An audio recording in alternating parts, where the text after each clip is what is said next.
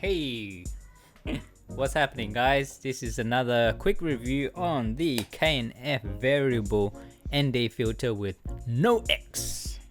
Alright, so just a disclaimer, I don't have a shitload of experience with ND filters. I've used some of the rectangular Nizzy ones, bloody expensive. And I thought like this will be a very nice cheap alternative to that. So why would you use an ND filter? So the most common analogy is that the NDs are sunglasses for your lens, as you can see. So the most common use of it would be when you're in bright sunlight, and to get a proper exposure you'll find you'll need to go down to f16 and have your ISO at 100. And depending on your camera, having your ISO that low, you don't retain the details in the highlight. So how does a variable ND work? So it's just got two polarizing filters in it. So as you turn it, the polarizing glass tends to cut out more light. You know, very simple. But the good thing about this K&F one is that it has no X patterns. Whereas some of the other brands, you'll find that as you get to the point where it starts to cut out more light, it develops an X pattern across the image and it's not even. So this K&F filter came in fairly simple packaging. Came in this nice sturdy cardboard box with a little magnetic latch on it. Inside you get this nice hard plastic case for you to store in your bag. And that's about all there is to it.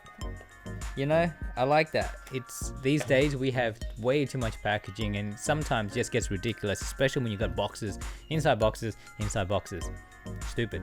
Okay, so this filter is labeled as ND2 to 32. Okay, so that translates into approximately 1 to 5 stops of light.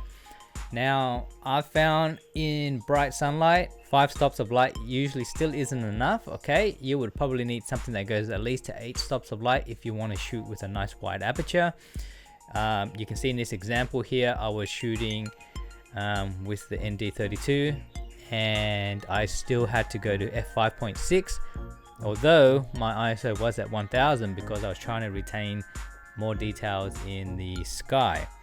So depending on your camera, I've got a Blackmagic here. Having it at ISO 1000, I retain more details in the highlight. Okay, so something to bear in mind. Okay, so it's got this nice ridged edge on the filter. Okay, so that makes it really easy to attach it to your lens and also to just feel your way and turn the front element when you're trying to adjust the filter. The space on the front is quite narrow, so you know it can be a bit finicky if you're trying to feel your way without looking to try and adjust the exposure. But the turning on this is really smooth. I would actually compare it to like a clickless aperture ring. Okay, so it's got some nice friction to it.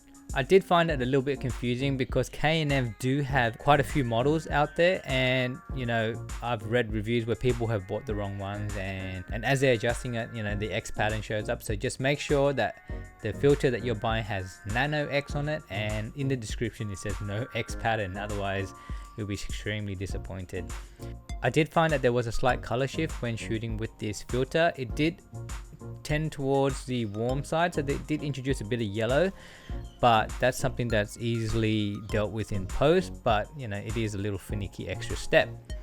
So hopefully you got something out of this. You know, I didn't want to go into great detail. Would I recommend it? Definitely. I think it was like 30-40 Australian dollars for it, whereas you got some of these high-end filters that can cost you hundreds of dollars. Bear in mind that once you attach a filter to your lens, then generally you can't use lens caps anymore, so then you always have to remove it to put the lens caps back on, and it's, you know, it's just finicky. So thanks for watching, catch you next time.